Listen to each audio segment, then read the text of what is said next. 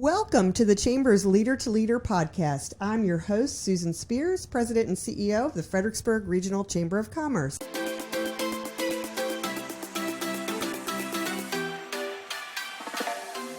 My guest today is the Fredericksburg Fire Department Chief, Mike Jones, my good friend. Mike, welcome to the program. Thank you for having me. I appreciate it. Yeah, and for our listeners, I've got a little bit of history to tell you about with Mike, but honestly, he got here to the podcast studio like a half hour ago, and we've been chatting. And so we've been having a really great conversation already, and I'm excited to have one now that we will be sharing with you, our listeners. Mike has been in the Fredericksburg, Virginia area since 1977, but he is a Virginia native. Here, and he spent his childhood growing up in the Virginia area, from Northern Virginia and being all over Virginia. So you're going to hear kind of he and I, also a Fredericksburg native, kind of have an accent that our listeners from maybe around the world will be like, what exactly is that? So, folks, this is a Virginia accent, right, Mike? That's correct. And he's been involved with our local fire department since 1983. And there's a whole lot to that story, like how you go from 1983. And listeners, I'd like you to visualize 1983 in your mind, whether you were alive then or not. I was. In 1983, I was junior in high school. Yeah. And so that was a good year. A lot of good music and things came out. But certainly the concepts of today's world that Mike deals with now as a leader in the fire industry are so different than that first day that he stepped in and said, I'll do it. And obviously must have had a great passion and everything. So I want to hear about that. Tell us about your journey from that day in 1983 and kind of just, let's just chat about it, your story. Well, in 1983, the Fredericksburg Fire Department consisted of a total of 18 career personnel. There was a small volunteer fire contingent that showed up on calls sometimes, especially bigger calls. But the majority of the work that was done at that point in time, the day-to-day work, was done by 18 people. That included the fire chief all the way down to the newest person, which happened to be me. Things were a lot different in Fredericksburg back then. We only had one fire station. I was actually hired before the city did their last annexation, where they added land from Spotsylvania County. So if you know anything about the Fredericksburg area, the whole western portion west of the interstate, that was all Spotsylvania County when I first came to work here in 1983. Matter of fact, all the shopping centers and everything on Plank Road were actually in Spotsylvania County. We didn't provide protection there. And we took that over in January 1 of 1984. So there was a lot of things going on in the fire department at that time.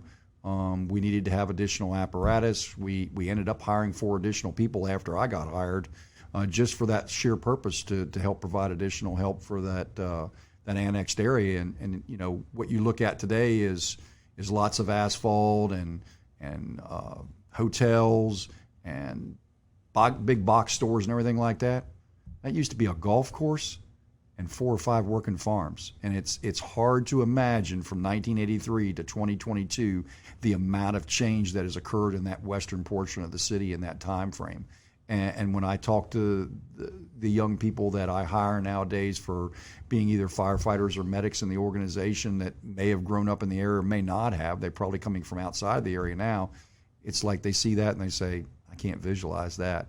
And I actually lived through that. So it's pretty interesting to see the amount of change that what Fredericksburg was, what you grew up in Fredericksburg as, to what it is today. It's sometimes you would think if you could be dropped back in 1983 and then all of a sudden you're popped back in 2022, you look at it and say it's not the same place. It's just not, and it's very interesting. But I grew up in the fire service. I call it the family business. My dad was a fireman. Oh, that's cool. He retired after 22 years of work in Fairfax County. So I was hanging out at the firehouse when I was a little kid and everything like that. It wasn't unusual. So I call it the family business. And a lot of people of my age or even a little bit younger, a little older, that's how they got in the fire service. They started out their dad, their uncle, their father, maybe even their mothers at the time with the rescue squad got involved in things, and it just kind of took off from there, and you kind of have to develop that passion. But I pretty much knew from hanging out at the firehouse and seeing things going on that from about 10 years of age, that's pretty much what I wanted to do. I mean, I went through high school, I went and got my associate's degree, and then it's like, okay, you need to go get your bachelor's. And I said, nah, I'm going to go ride a fire truck. That's what I want to do. So that's what I went and did. And you got to realize, too, in order to get paid to do this job, most of it was done by volunteers. They got no money or anything like that. And that's the way I was. I was a volunteer over at the Falmouth Association over in Stafford County. And, that's where I got my initial training and things like that. But in order to get paid, in 1983, the only jobs available was working for the Department of Defense at one of the military bases, Quantico, Dowdern, Fort Belvoir, something like that, or you had to travel to Prince William or farther north. The only paid portion in this area, other than 4 guys that worked in Spotsylvania Monday through Friday, was the City of Fredericksburg Fire Department. It was the only paid job between Prince William and Henrico. That's really amazing. Yeah. So, I mean, if you wanted to work in a municipal fire department and you didn't want to travel out the area, that was the only shot. And when I put in for the job, they had at least 50 or 60 people competing for one opening. Wow. And I didn't get the initial job, but then they had a couple people leave for other reasons. And if you know anything about Fredericksburg back in the day, and you've lived through it, it was one of those times where the city was money hurt and all the jobs were frozen. Yes. And they were trying to figure out how to pay the bills and everything like the that. 90s. Yeah, and all that kind of stuff. So they had to get a special permission from the city council to hire 2 firefighters. And they hired myself and another boy from up in Orange County. Well, yay. And I got the job and came on the job from there. And, things have progressed from there. I was fortunate enough as the department moved forward that I was able to promote up into a leadership position, first as a senior firefighter that kind of led small groups of people when it was needed, maybe when the officer was off duty or something like that, and then eventually into the officer ranks. And then I spent about 20 years leading an entire shift of people, about 1/3 of the entire department. And you work on that rotating shift where you worked every other day for so many days, and then you had so many days off. And then eventually, as I got older, and I spent 29 total years on shift. So that's more than a career for a lot of people, because the retirement is you only have to spend 25 years, and you got to be 50 years of age. I met that requirement, and I had 29 years of service. But an opening came up in the administration section of the fire department to be the deputy fire chief, the number 2 person in the fire department. So I said at that point in time I'd try for that job. It's a little different job. It's not the hands-on job where you have the hose lines or you patch up an individual that's bleeding or has an injury or an illness or something like that. But it's a job where you get things done for the people in the field. You give them the tools and the equipment and the ability to get things done. And I had to put in for that, and I was fortunate enough to get that job, and I did that under Chief Allen for 8 years. And then when Chief Allen decided to retire, they were I guess they were crazy enough to put me in that job. I don't know. So anyway, they promoted me to fire chief, and I don't think anybody. I knew I was going to get the job in December of 2019, but I had to wait until he retired in March. Well, it just so happened there was this little thing called a global pandemic that happened to hit the world, and it just happened to rear its ugly head in Virginia in March of 2020, like a week after or a week before I took over. So then I not only had the fire chief's job, but I was also kind of in charge of emergency management, which involves the whole scale of pandemics and natural disasters and everything like that. And I said, well, this is going to be real fun. How do I put all this together? So, I had to do that. And then naturally they wanted to do a video update. So everybody pointed the finger at me and said, guess what? You're going to be a TV star. I said, what? So we ended up doing videos for like every week for a year, trying to keep everybody up to date with what was going on with COVID and how things changed. And, it's very different when you think about the world and you think about, let's go to the business community for a minute and your job at the chamber and people that have private businesses. We came in, we shut everything down. Oh, yes. We basically shut everything down. Indeed. People stayed at home. Yes. They were afraid to go out. They were afraid to go to the store. They were afraid to go do this. There was no vaccine at the time. People were hearing about people getting very sick and dying, and they thought everybody was going to get sick and dying, and that wasn't the case. But we shut everything down, and eventually we started to transition to doing business by mediums like Zoom and GoToMeeting and Google and Microsoft Teams and things like that. Everybody was virtual, and we had people that could do telework. And the funny thing about it was everybody was staying home, and everybody was trying to do their best to prevent the spread of the pandemic, and they were scared to death. And the funny thing about it is I came to work every day. I worked in my office every day. I had to be in my office every day. There was no way to stay home and do anything. I had to be out there in the forefront of it. And when you think about businesses and you think about my position as an emergency manager, I'm responsible to give advice or things to not only the city government, but to the people out there. They want to hear what's going on. What are the numbers? Everybody lived by the numbers. I don't know that was the greatest thing. As we look in retrospect, I don't know that was the greatest thing to do or not. But everybody looked at the numbers. Oh, my God, the numbers are here. Oh, they're there. Whatever. We've got this. We've got that. We've got so many people in the hospital. Percent positivity. We learned about all those things that we never knew anything about before or maybe even understood, and we're not sure we understood it now, but it's what it is. And you're trying to figure out, I'm coming to work every day. I don't see what the big deal is. But when you sit back and you think about it, and you think about those folks that are trying to run a business, you think about people that are in a restaurant, you're thinking about servers, you're thinking about all those people, you're thinking about a small business person that maybe only has one or two people in their shop. Nobody's coming in to shop. How am I going to survive and everything like that? I'm scared to death. I'm staying home. Eventually we got into the masking. We put the masks on. And I'm sitting there saying, well, nothing's changed for me. I'm still coming to work. I'm still doing the job. But I've got to put myself in their shoes. What are they feeling? What are they doing? How can I help them navigate this process? How can I give them the best information so that they won't be scared to death, so that they can get a good information, that they can make an informed decision for themselves? And that's kind of how I had to frame it. I had to kind of understand the business community. And I tried to look at it from a government perspective, from people that are doing jobs that aren't emergency service related. They're more business type related. How we get things done, one of the things that never stopped really, other than the first couple months during the entire process, and it's still going well today in Fredericksburg. You see it all the time when you drive around, is construction and building.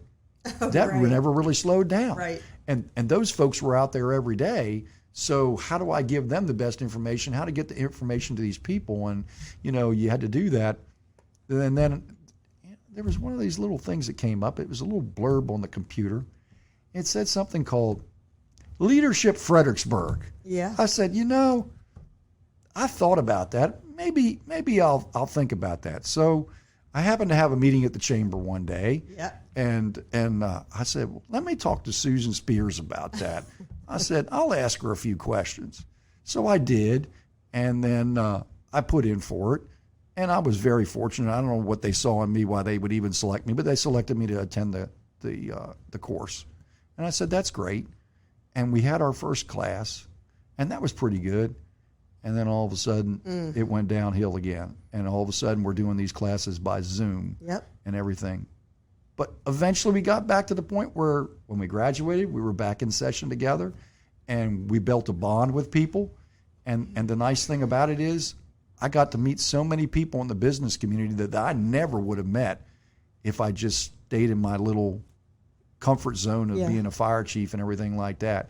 But that allowed me as a leader to build myself. That allowed me to be able to expand my knowledge base, to be able to draw on these people that had experiences that I hadn't had. I've been involved in local government for, 30-some years. And, local government's a small segment, and the public safety sector of that is even a smaller segment. And when you expand that out and you meet people that are involved in nonprofits and you meet people that are involved in different businesses, for profit and things like that, you start to see the world in a different way. And it's very interesting because it's something that I wasn't accustomed to, but it's something that I knew that if I was going to be the leader that I wanted to be in the fire department and put the fire department in the forefront for everybody, I had to make those connections. I had to get that experience. I had to meet these people. I had to understand how they think, what makes them and motivates them and drives them every day, because that's going to, even if it's not the same as fire department, it's going to be something that I can take information from, I can take nuggets from, that'll help me make the fire department better and make it a better part of the community. Yeah. So, listeners, he's very shy. Can you tell? You seem to have this natural ability to think outside of yourself and think of others. I don't even know if you're aware of that, but the way you process and some of the things you've described to me, you're talking about how do I communicate with them? What makes them tick? It's like a natural curiosity in others. Does that go hand in hand with your wanting to help, like that passion around fire? Or how do you explain that? It is service oriented, but it's also it's solution oriented too. I think that's the thing about the fire department. The fire department, when it shows up to help you, it doesn't matter whether it's an ambulance or a fire apparatus or a chief's vehicle or whatever it is.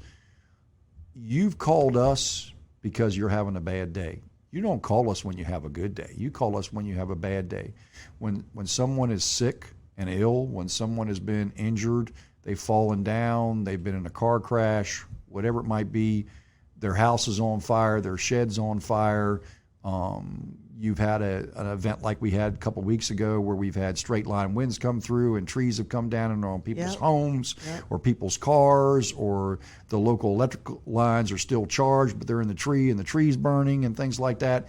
You're having a bad day and you don't know who to turn to call. So you call the fire department. And the fire department comes out there and we're results oriented. We're driven for a solution. What can we do to make things better? There's some things we can't, but on most situations, we'll do that. When I first came up in the fire service, because of the way we work with our rotating shifts, almost everybody worked a second job because they had the ability to do that. And almost all of those people were involved in the trades. They were carpenters, they were painters, they were plumbers, they were electricians, they installed this, they installed that.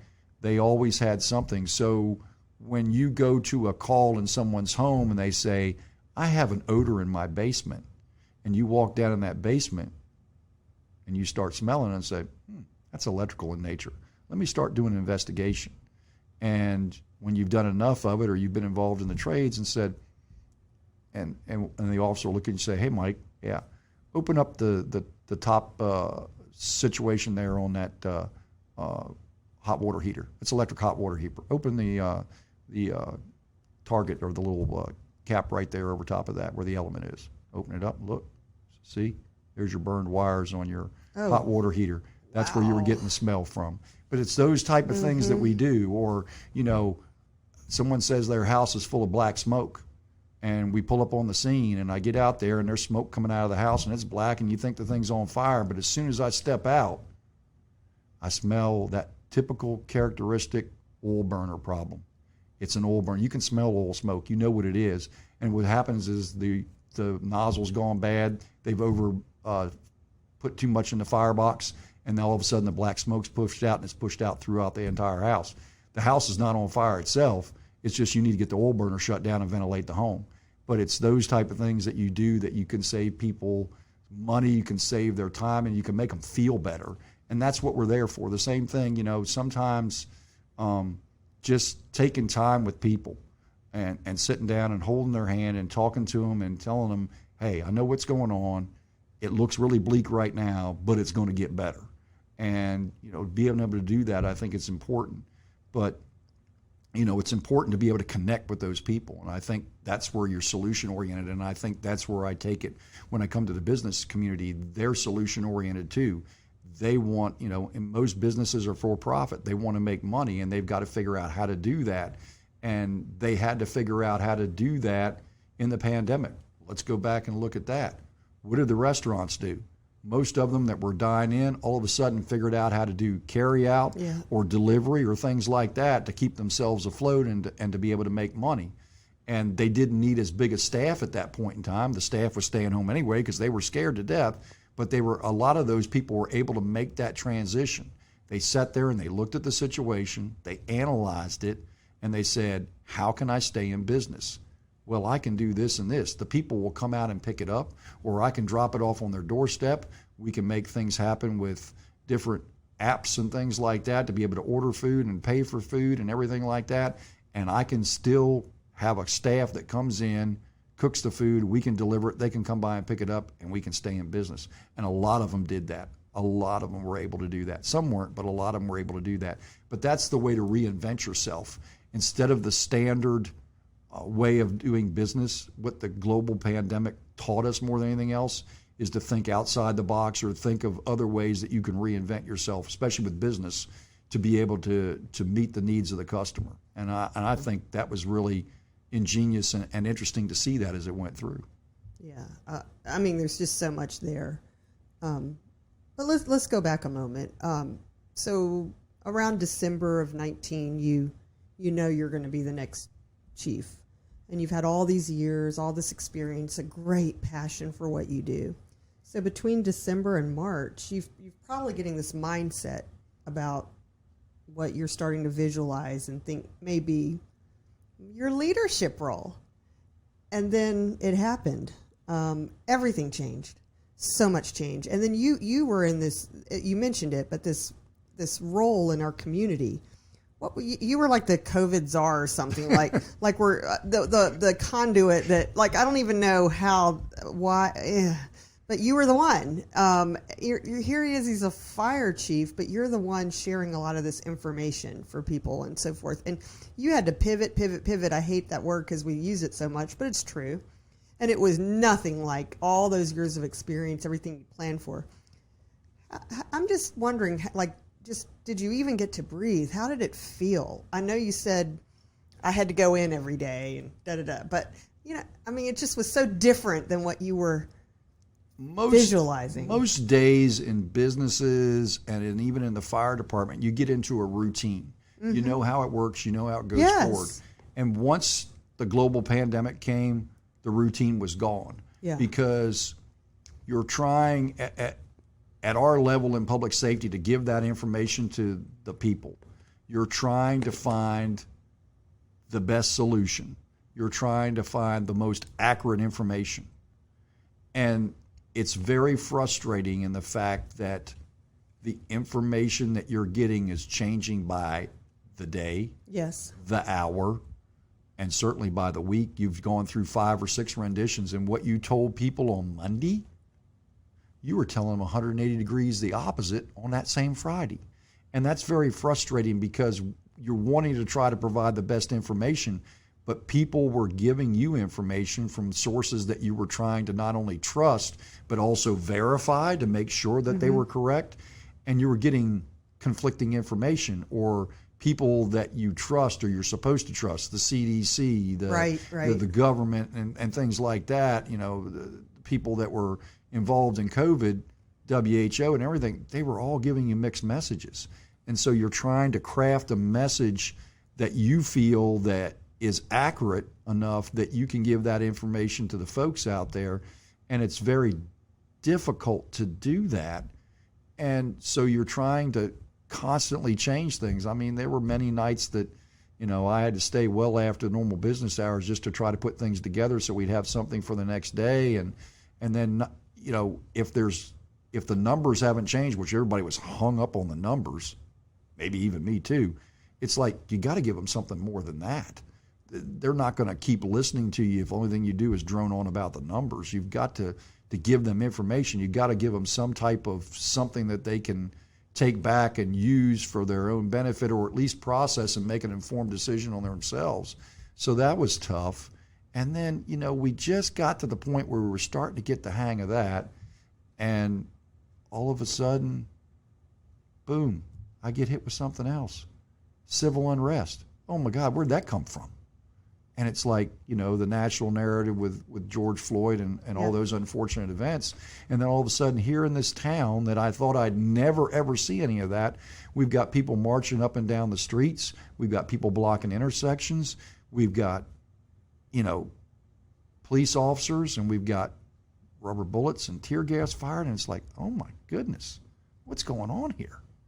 It's like everything's gone upside down. You've put it into a box and shaken it all up. And then I'm trying to figure out solutions for that. I mean, we go back and we've developed plans in the past for civil unrest, but that stuff was developed in the 60s and 70s. Yeah. Mm-hmm. And I said, now I'm in the 2020s. I said, the people are different. The issues may be similar, but they're not exactly the same. But trying to navigate all that, not only in that, but also still in the pandemic, it's like you're really trying to figure out where everything is and what's going on, and your entire world is turned upside down. So if you're at home watching on TV or Facebook or whatever else medium you have out there, that's one thing. But when you're out there living it, that's a whole different environment, trying to give the information to the people so that they can make informed decisions, and then trying to do what's the best interest of the citizens of the city as well as the city government itself. So, it's you learn to pivot very quickly. Like I say, you hate to use that word pivot, but maybe you move from one spot to another just based off of the information you're given, and trying to, again, you have to go back and look. What is motivating these people? What is the underlying issue? We can chant and say obscenities and everything like that. That's only a symptom of the problem. The problem is underlying that. What is the actual problem? And then to try to understand that problem and see what solutions we can make is something that doesn't necessarily get the forefront in the news, but it's the things that you work really hard at as a local government, as a business community, as a community in general, to try to make those things work. Yeah, I'm just taking it all in, visualizing, remembering. So much.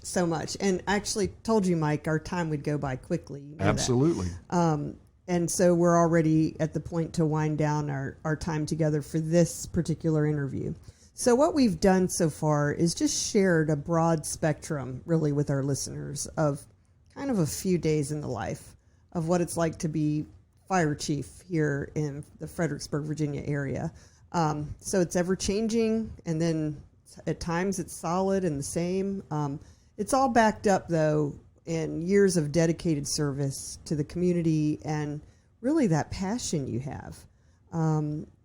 You have to have it, I think, to do what you do, to fight fires and save lives. Yeah, that's the mantra we have in the fire department: fight fire, save lives. It sounds simple and it sounds easy to do, but it's not, because it becomes very complicated anytime you bring the human element into it. Yeah. And the thing about it is, to me, it's not a job. It never has been. It never will be for as long as I do this job. It's always been a passion about helping people, about doing the right thing at the right time for the right reason, and trying to make the organization better, the fire department better, so that they can better serve the people and to help the people in their time of need and everything like that. But you got to have that passion, and that's what I look for. It's hard and you've done it before, when you interview new people for a job. Mm-hmm. You're trying to sit there, and with those interview questions, and you can only do so much with them, you're trying to find out, does that person have that same passion that you have, or that passion for that job? Are they there to help people, or are they there to do that? Public safety, by its very nature, doesn't pay the greatest in the world. Never has, never will. I get that. But you've got to find those people that have passion, that want to do that, that are willing to do that. I mean, for people that are willing to sit there and and run into a building that's on fire when everybody else is basically leaving and heading the other direction as hard as they can go. It takes a special person to do that, that's willing to do that. It takes a special person to have that compassion to sit there and hold the hand of a person that, you know, may be dying or something like that, that doesn't have any friends or relatives around, that you're trying to take them to the hospital to try to get them better or make them better or things like that. It takes a special person to be able to do that, and you're trying to find out in those interviews those people that have that passion. Because if they have that passion and you can continue to stoke that fire in them, they'll be a very good employer, a very good person to do that for years and years and years. And I think that's the problem that some of the folks have, and I'll experience it probably sooner rather than later, unfortunately, and that is, what do you do with that once you retire from that job? Because once you're gone from that job, you take that avenue out. How do you take that passion that you have and how do you redirect it in another area of something that you want to do? So for anybody that's out there that's not involved in the fire service or public safety or anything like that, if you're getting ready to retire, what's your passion? Do you have another passion that you want to do that you can redirect your energy in that for the years that you want to do that type of work? Because it's important to have passion in whatever you do. You have great passion in what you do here at the Chamber. It's very obvious to see that as in the conversations we've had. And you've got to have that passion, and you've got to find those people to have that passion. And I think that's one of the things that's toughest today in today's world, with everything that's gone on with the Great Resignation and everything else that people talk about in today's world in the business community. Can you find those people that will work for you, regardless of what segment it is, that have that passion to do that job? Are they there? Are they only motivated by money? Because if they are, they won't stay. But they've got to be motivated by something else, and that's something that we've got to find in the fire department, and that's something we've got to find in city government, and that's something you've got to find in the business community of what drives those people, what motivates them, because money is not going to be the all-driving factor. It's an important portion. Everybody wants to make money. Everybody wants to be able to support their families or themselves and everything like that. But something else drives you. You know, it's the old statement, it probably has to go back to leaders. And we talked about a leader-to-leader podcast, you know.